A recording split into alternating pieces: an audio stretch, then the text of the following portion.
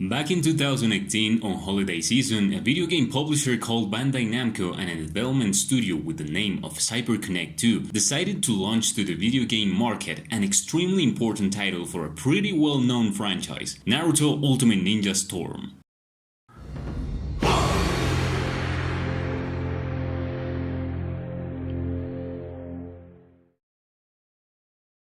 Today we're gonna start talking about all the Naruto Storm video game saga, reviewing all 6 games that came out in the West. This is gonna be a hard journey, a long one as well, but you'll have it right here on the channel. Make sure to hit the like button in order to support this content, guys. Without further ado, let's begin.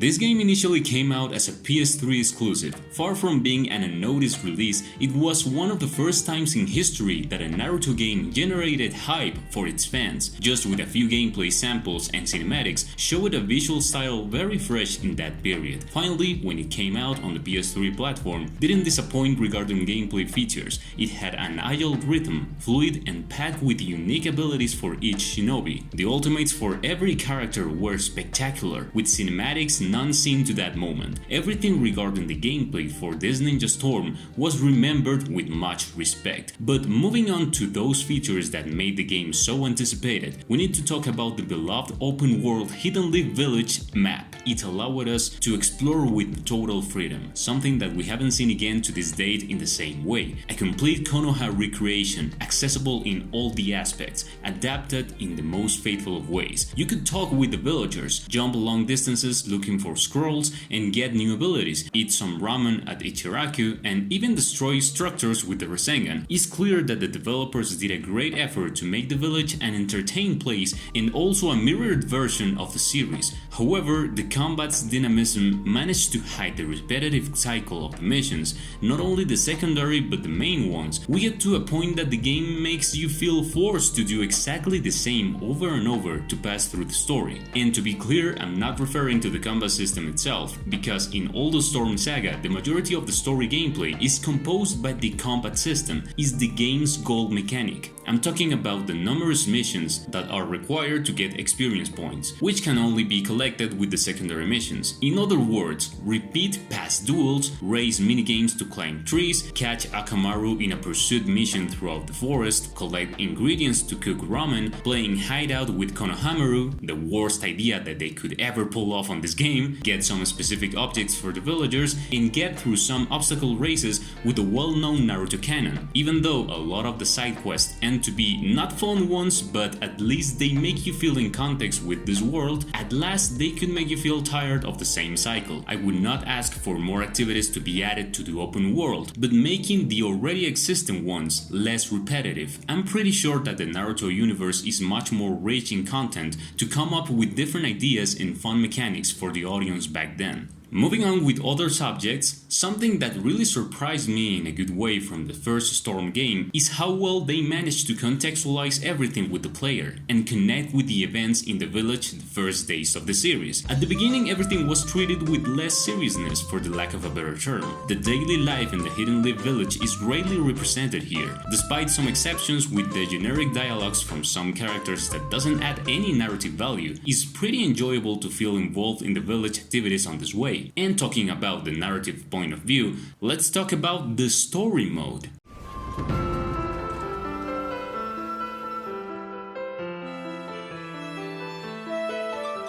I say that in quotes because even though I really like this game as a start point of the saga, I cannot skip the bad decisions that were taken in order to represent the story of Naruto as a child. Kicking off with the absolute omission of the Sabuso arc, that is personally one of the most important ones regarding the story of Naruto and Sasuke and the origin of their bond. I simply cannot forgive that. The story starts to develop through chapters that pretty much ask you to complete one activity. It could be combat or a race in order to make the representation of what is going on at that moment. At the beginning of each section, we have a little piece of text written from Naruto's perspective. You complete the battle and that's it. I appreciate the adaptation of each chapter with the same text style from the anime, but it's simply not enough. They reflected how little interest they had for some major points of the story, the likes of Rock Lee vs Gaara, the semi-final combat between Naruto and Neji, the first encounter from Sasuke and Itachi, or even the pursuit pack with incredible combat combats to get Sasuke back to the village. They literally skipped the battles from Choji, Neji, Kiba, Shikamaru, and Rock Lee. Everything just because they decided not to make the antagonist characters as playable ones. They are only support characters. It's not fair with the anime's original narrative from my point of view. And even though the fights against bosses, which are counted with the fingers of my right hand, are spectacular and very fun to watch, they could have done something different. Why not trying to make fights with quick time events just as they did with the giant enemies, but also with the regular characters, doing it with the Orochimaru vs Sasuke fight or Gaara against Kimimaro? How is it possible that they put more effort on the supposed battle between Naruto and Gamabunta and not the one Hiruzen facing Orochimaru? It doesn't make any sense. I don't want to leave this aspect in bad terms, so I want to highlight some positive points where CyberConnect nailed it. Some things that earned them a place as one of the most important studios for Bandai Namco for the next 10 years.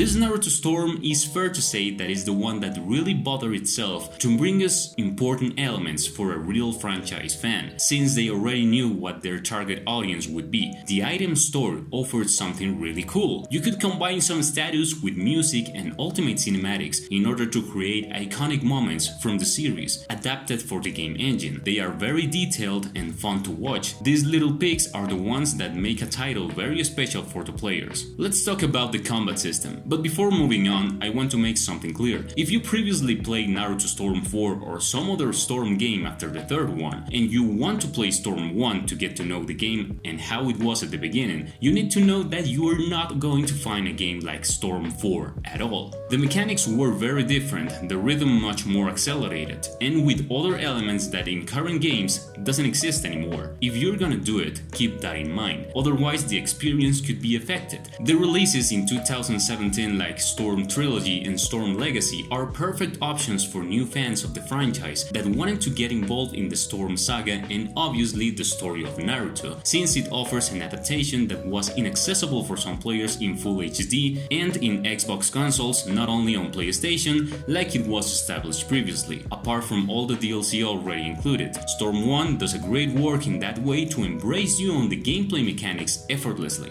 But if you're already an experienced Storm player, it's likely that you find this game not very enjoyable as you first imagined. Now let's talk about some gameplay.